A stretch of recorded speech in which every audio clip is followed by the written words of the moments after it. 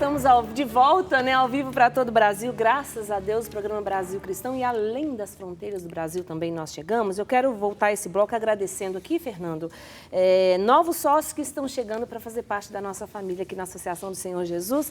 A Maria de Lourdes Silva, de São João del Rei, Minas Gerais. Muito obrigada, viu, mineira linda, por você assumir conosco essa missão de evangelizar. A Jussara Fernandes, de Picos, lá no Piauí. Seja bem-vinda a essa família, Deus abençoe você. E você que está nos vendo aí, sabe que a nossa missão não é fácil, não é? Neste momento agora que estamos falando aqui, levantando a bandeira da vida, não é? É isso que nós estamos fazendo aqui e tentando mostrar para você que é católico, que é cristão, o quanto a igreja é a favor da vida e como essas narrativas estão penetrando as nossas mentes e as nossas famílias.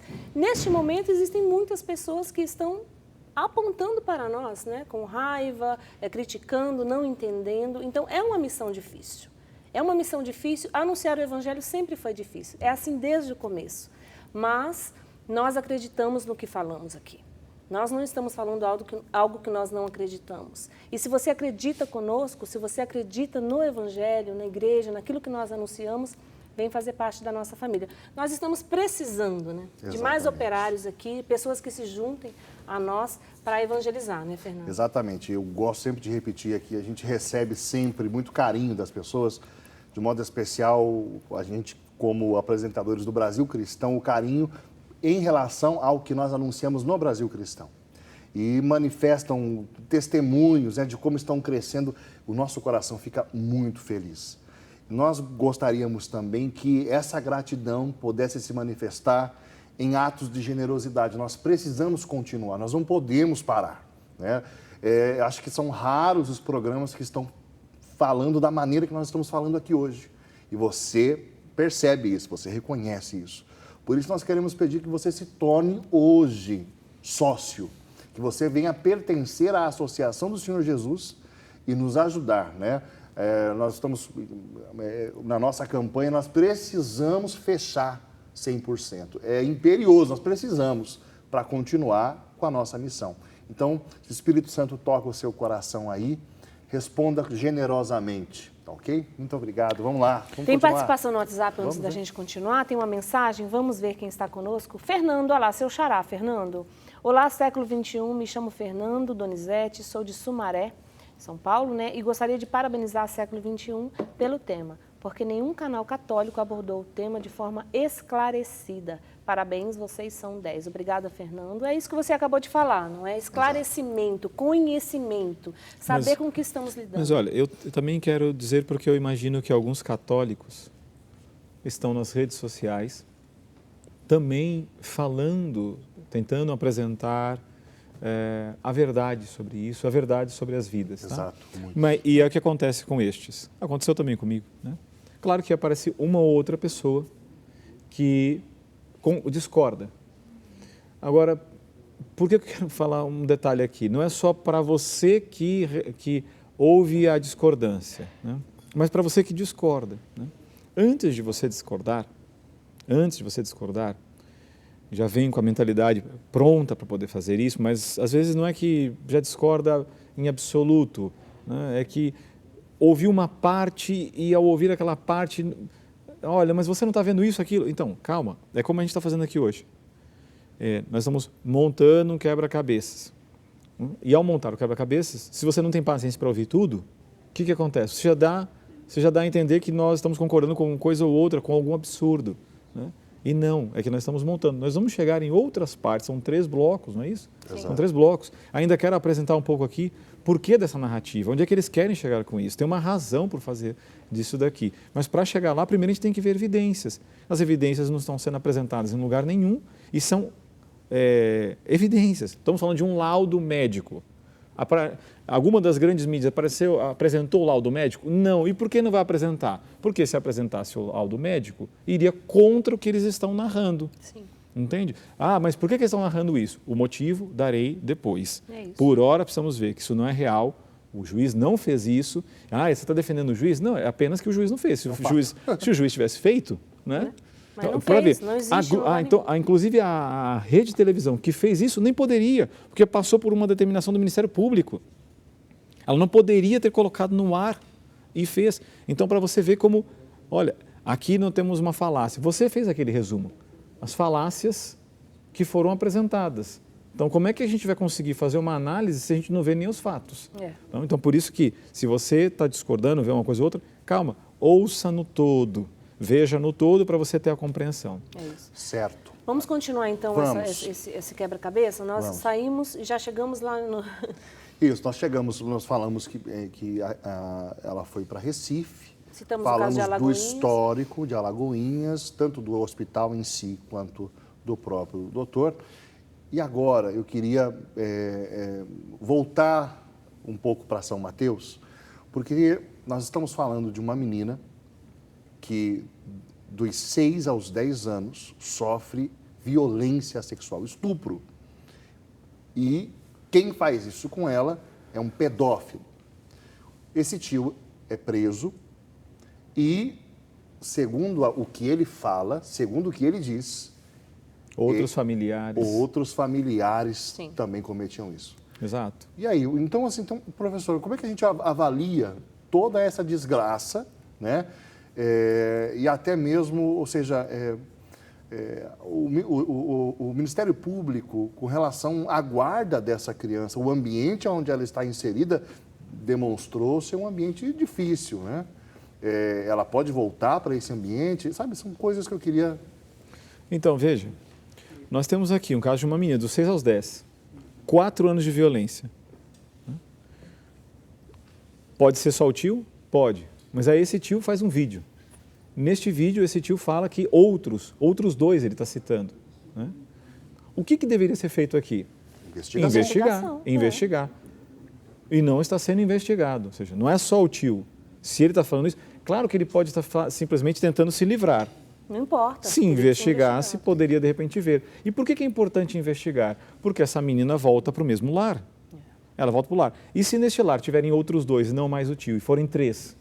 Entende? Então, se alguém pergunta assim, vocês estão se importando com a menina? Estamos, tanto é que nós estamos falando para que se investigue a família. Sim. Porque nós queremos traumatizar a família? Não, é que ela foi a traumatizada.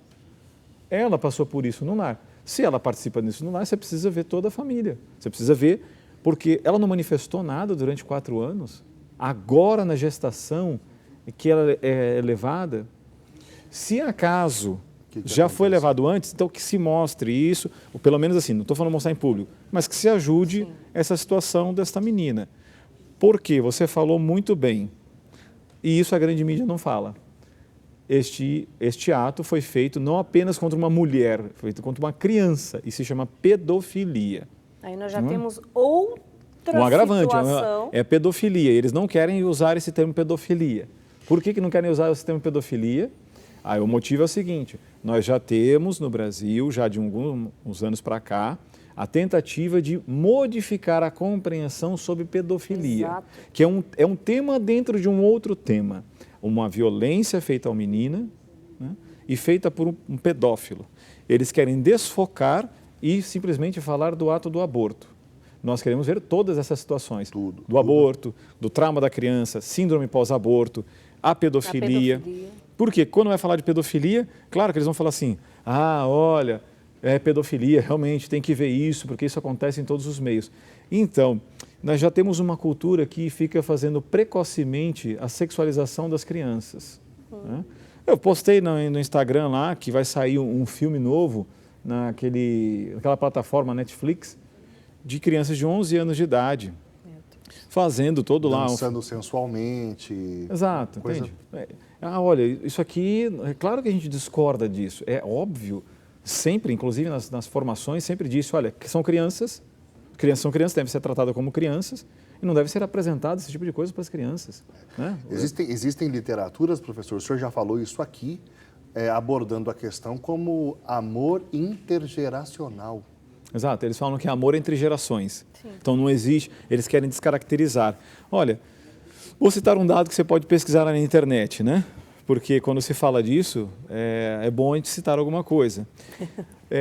Tem vários autores aí que vocês devem ouvir na universidade, Jacques Derrida, Althusser, Louis Althusser, Sartre, Simone de Beauvoir, Foucault e outros, são 69 que assinaram uma carta pública, isso lá década de 40, 50, não sei se foi no ano 49, quando estava tendo a discussão do Código Penal na França, e eles escreveram essa carta pública pedindo a despenalização da idade de consenso sobre a questão do sexual com menores. Tal, né?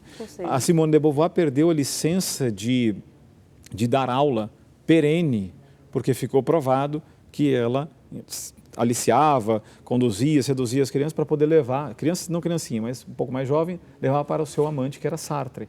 Isso é público, entende? Aí não vai citar essas pessoas, porque são às vezes ícones que estão sendo apresentados nas universidades. Olha, pedófilos. E aí querem tratar crimes. Como ou doença, ou amor. Não, então isso não é novo, claro, mas estou dando isso aqui por quê? Porque o que tem a ver isso aqui com o caso?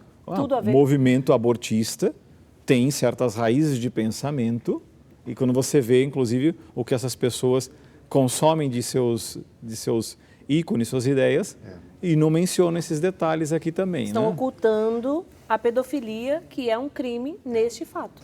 Nós, enquanto católicos, preconizamos uma família que seja semelhante, que imite a família de Nazaré, onde o pai seja um defensor, a mãe seja um berço de amor e essa criança seja cuidada, educada por esses pais na fé de Cristo, na fé da igreja, como a gente diz quando se aproxima do altar, quando a gente se casa. Né? A gente se compromete a receber os filhos que Deus vai nos dar, educando-os na lei de Cristo e na lei da igreja. Isso é o que nós preconizamos. O que nós estamos vendo aqui não é culpa de cristãos chatos, de católicos chatos, é ausência dos nossos valores, porque se os nossos valores estivessem presentes, teríamos pai chamado de papai, teríamos uma mãe sendo chamada de mamãe e teríamos uma criança protegida. Esse é o nosso normal, é isso que nós gostaríamos de ver. Isso, de fato, não se deu. E o aborto foi realizado e ninguém está preocupado com o ambiente para o qual essa criança volta, professor. Sim. Então é isso que... Não, isso acho que a gente até, de uma maneira, ao levantar esse questionamento aqui, de investigar a família, é o que deveria ser feito, tomar essas medidas, né, para poder ver melhor. Né? Agora, até agora nós não falamos do bebê. Né? Nós não falamos do bebê. E às vezes as pessoas falam, não, vocês estão vendo só o ângulo do bebê. Não estávamos falando do bebê. Se fosse para pensar sobre o bebê em si, né, eu acho que depois, até, inclusive, a gente poderia mostrar, porque a gente pensar um pouco nessas crianças que podem ter sido fruto também de violência sexual. Nós temos aqui, né? Tomara que dê tempo, nós temos relatos, nós vamos mostrar hoje para vocês, de pessoas que nasceram de mães que foram estupradas. Né? E essas pessoas nasceram e estão vivas. E tem até relatos de mãe também dizendo. Né? Que sofreu estupro. Mãe que abortou e que diz que o aborto foi pior do que o estupro. E nós temos, né, quinta-feira agora, no nosso dia de louvor e de adoração do Brasil Cristão, nós vamos ter uma pregação de uma pessoa que tem um testemunho estarrecedor para contar. Você não pode perder o programa de quinta-feira. Eu queria que o professor trouxesse, porque é o seguinte... Quando a pessoa fala assim, vocês estão preocupados com o feto e não estão preocupados com a criança. Estão falando isso para nós, católicos, que queremos, né, nós queríamos que as duas tivessem vivido, né, preservar a vida das duas pessoas. Quando a pessoa fala um feto, você percebe quando ela está falando isso do ponto de vista que entende que aquilo ali não é uma pessoa? Exato. Que é só uma coisa de pele, sangue, sei lá, que se mexe. Né, e que não faz... de células. Aí eu queria que o senhor falasse sobre isso aqui, professor. O que acontece? O poder, tudo isso é poder. Né? O que eles querem é o poder de controlar, de decidir quem é que vive e quem é que morre em todos os âmbitos no mundo. Né? Isso é mundial. Quando se abre uma exceção, por exemplo, ao aborto, estamos dando poder a eles de dizer que aquela pessoa que está dentro da barriga, porque ela não aparece, porque ela não tem CPF, porque ela não paga imposto e não tem laços afetivos, pode morrer, certo? vamos supor que isso aconteça. Daqui a pouco eles vão querer o poder de decidir se aquele velhinho, se aquele idoso realmente ainda precisa continuar vivo. Isso já acontece em alguns lugares. Né? Tá ocupando o leito, né? Está ocupando o leito, vamos praticar a eutanásia aqui.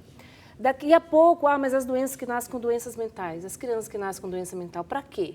Então, a gente vai dando o poder para essas pessoas decidir quem é que vive e quem é que morre. É uma eugenia. Então, o que está acontecendo? As pessoas estão perdendo a noção do que é espécie, do que é ser humano, professor? Na realidade, é que não é que as pessoas pensam isso, elas são levadas a pensar, né? Porque sabe-se que o Brasil é um dos países de maior rejeição ao aborto. Então, isso é a opinião pública, a grande maioria das pessoas é contra o aborto.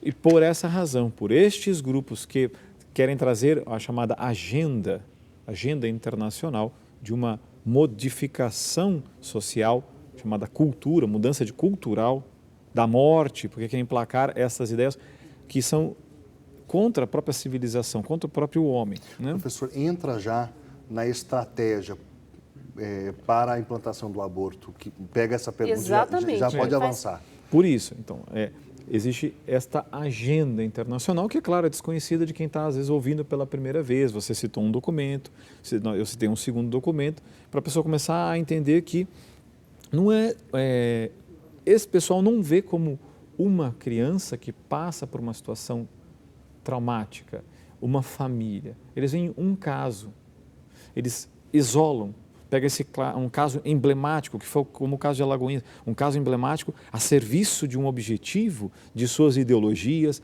e através disso daqui querem sensibilizar a nação, se utilizar da comoção pública para então transferir a ideia como se fosse uma justificativa para despenalizar o aborto. Foi assim que aconteceu no Uruguai, assim foi feito na França recentemente. Durante a pandemia, vários países aprovaram o aborto. Isso é o mais covarde. O mais covarde. Você aproveitar a pandemia, entendeu? Para atentar contra a vida. Isso é de uma covardia assim, impressionante. Irrita. Então, uma pena. Porque a gente sempre fala disso aqui. Porque, veja, as pessoas estão nos seus lares. E o Brasil, a gente sabe, a movimentação toda ante essa agenda, o levante brasileiro se manifestou junto ao Poder Legislativo. Nós vimos isso no Congresso Nacional, Assembleias, Câmara de Vereadores, o Brasil inteiro. A não ser que você não esteja vendo, mas em vários outros temas ligados a esta agenda, muitas famílias, muitos profissionais, muitas pessoas se manifestaram contra. Né? E quando eles têm ciência disso, olha, como é que eu mexo com isso daqui? Isso aqui é utilizado técnica. Se utiliza, inclusive, da própria mídia. Você conduz a pessoa, através de uma narrativa, a algo que ela não está percebendo. Isso é uma ideologia. Você está apresentando uma coisa, você está ocultando aqui as suas intenções, onde você quer conduzir o povo. E aí, onde estão conduzindo aqui? Vamos direto. Está conduzindo, querendo conduzir para justificar uma aprovação, uma despenalização total do aborto no Brasil em algum momento, ou mais em alguns casos, ou ampliar a norma técnica.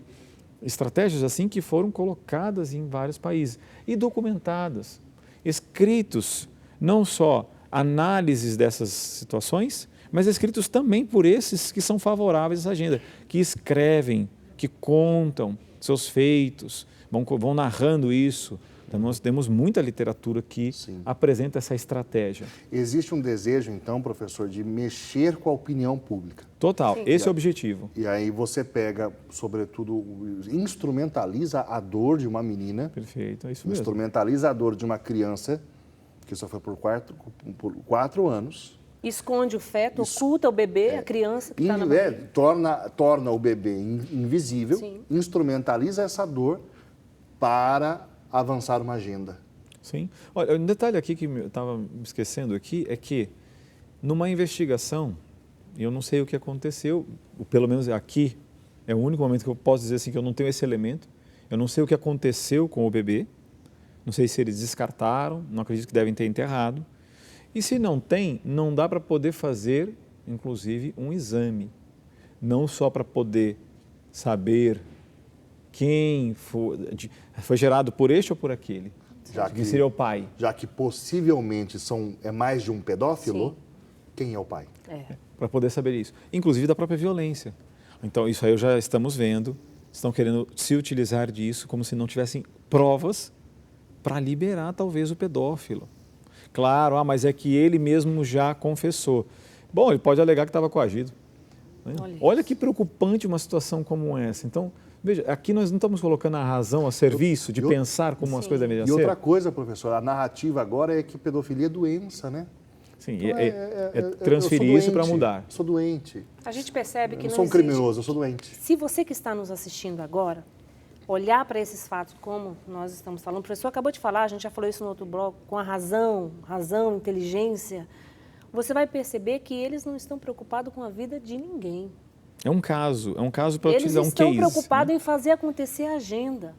É isso que eles querem, chegar ao que o Uruguai chegou, a descriminalização do aborto pleno. Eu estava lendo esses dias que a Rússia, que tem o aborto liberado, entrou em crise e começou a revogar um pouco a lei, porque o número de abortos estava maior do que o número de nascituros, de crianças que nasciam. Olha o absurdo que chega um país quando ele aprova uma lei dessa. Né? Gente, nós cristãos precisamos sim deixar um pouquinho nosso sentimento do lado, né? Somos pessoas humanas, todo Ou mundo colocá-los no lugar certo. Colocar os sentimentos no lugar certo. E olhar com clareza. Nós precisamos sim buscar conhecimento. Aí esse detalhe dessa estratégia, que tem um objetivo, tem um instrumento, tem uma estratégia. Em 2009, no caso de Alagoinha, não deu certo. E não deu certo por quê? Porque atacaram a instituição Igreja Católica. É isso que fizeram. Agora, eles estão desvinculando, é isso que está acontecendo, e aqui é chave você prestar atenção. Presta atenção aí, você que está em casa, aumenta o volume para ouvir isso. Eles estão desvinculando da igreja aqueles que defendem a vida, como se estes que defendem a vida, que falam da defesa da vida, pró-vida, coisa assim, que estes seriam um grupo radical, um grupo exagerado, um grupo fundamentalista, que não representa a totalidade. E será que não seria, na verdade, estes grupos fundamentam o seu pensamento no que a igreja, inclusive, fala, na verdadeira ciência, na saúde, uma corrobora com a outra, de fato, aqui. Então, é ali que encontra o seu fundamento. Só que isolar é só uma técnica, né? É só, ou melhor, uma tática para poder te ocultar as intenções. Quer chegar lá, mas eu preciso atingir diretamente Não pode ser uma coisa abstrata, uma instituição. Pessoas. Aquela pessoa ou aquele determinado movimento, ele não representa e aí está atacando. Não se engane, ao fazer isso, o que eles estão perseguindo não são aquelas pessoas. São o que essas pessoas estão dizendo. Eles estão querendo tirar a verdade do que está sendo falado. Exatamente. E isso é só uma fase. Né? Dentro das estratégias, não só pró-abortistas, mas dentro da fase desse caminhar para despenalizações, não se vai direto, não se manifesta a coisa, ela tem fases. Esta fase é esta, depois se aumenta o período de perseguição. Vocês devem ter visto igrejas sendo invadidas, monumentos sendo pichados, depredados, religiosos. Agora, no mundo inteiro. O DF aprovou essa semana passada agora uma lei sobre os monumentos religiosos, contra. Né? Então, olha, você vê essa escalada de coisas. Então, e quem é que está falando? Quem é que está falando pela defesa da vida? Pessoas, profissionais e católicos. Né? É que antes eu sou uma pessoa e também sou um profissional. Posso estar falando como profissional. Pessoas da saúde estão falando em defesa da vida. Né? E católicos. Né? Mas o que está sendo perseguido aqui? O católico que fala pela vida. No caso, não é uma vida. Aqui, no caso, a gente está falando duas vidas, mas que fala pela vida, que apresenta a verdade. É isso que está acontecendo. Desvincular da igreja. Porque se atacar a igreja, não vai dar certo. Já sabem que essa estratégia já foi examinada, já foi vista e é um equívoco. Um exemplo disso, nós podemos ver a senhora que presidia o movimento chamado Católicas pelo Direito de Decidir. É um movimento feminista que não é da Igreja Católica, que fez até cartaz nesse período, agora, sobre o caso dessa menina, né, colocando o seu nome ali. Não é um movimento da Igreja Católica, mas que começa com católicas, né, e que deu uma entrevista. Então, a Frances Kinsey, uma entrevista enorme, ela pode ser vista também na internet, onde ela fala que tem que se mudar a moral da Igreja Católica. Que o obstáculo a ser vencido é a moral da Igreja Católica. E a partir dessa percepção e análise deles, eles tentam fazer, por muitos meios, isso. Né? Tentando colocar relativismo moral, tentando colocar pelo ensino. As estratégias são as mais variadas, né? Para outros ângulos, buscando o quê? O que a Frances Kinsey buscou. E ela conta. Foi morar no Uruguai para trabalhar pela despenalização do aborto no Uruguai. Né? Para poder chegar lá, você tem que usar uma estratégia. Sim. De mudanças, né? De mudanças de concepção ou de percepção também, desde a juventude a também na legislação. Aqui é a mesma coisa que estão sendo feitas. Tá? Estou dando um elemento, citando um nome, citando uma entrevista e posso colocar outros elementos para você ver como é que eles fazem para chegar lá, este caminho. Não Professor, deixem convencê-los, né, e Drica, a pergunta que eu queria colocar, para a gente ir encaminhando para o final do bloco, é: o aborto é o melhor que se pôde fazer para essa menina de 10 anos? A gente... É isso que a gente ouve, que é a melhor opção é o aborto, pelo bem da menina de 10 anos. É isso mesmo que a gente vê com quem aborta? Olha, aqui está sendo esquecido, então, o que acontece, chamado síndrome pós-aborto. Ok? Por que acontece essa síndrome pós o abortamento? Porque a mulher está na sua gestação, tem seus hormônios progestare favoráveis à própria gestação do seu bebê. Há uma interrupção, se interrompe um caminho aqui, a própria natureza, e claro que existe um desequilíbrio que pode não acontecer de imediato. As reações podem não ser logo em seguida, daqui um mês, daqui um ano, daqui 5, 6 anos, não sabemos, mas aparece. E existem estatísticas, existem estudos sobre a síndrome pós-aborto. Entende? Então, não se levou em consideração os traumas posteriores, inclusive, desta menina. Estudos foram feitos com muitas mulheres que fizeram aborto, né? E de depressão, né? Reações que a pessoa não entendia, outros distúrbios psicológicas, né? Das mais variadas. Criança, perturbada à noite, tem terror noturno. Sim, porque a pessoa passou por isso. Sim. E não necessariamente uma pessoa religiosa, de ver isto, de repente passar volta aquilo à tona, entende? E claro que também um dos elementos, às vezes por conta de cartas deixadas e outros tantos, até de um número maior de suicídio no caso de mulheres que fizeram abortos. E existem estudos que mostram isso. Então, a preocupação com a menina também por esse lado, né? Ainda que ela não tenha tido um problema físico, eu não sei, né? Nós não sabemos o estado de saúde dela, porque simplesmente vira e parece, está bem.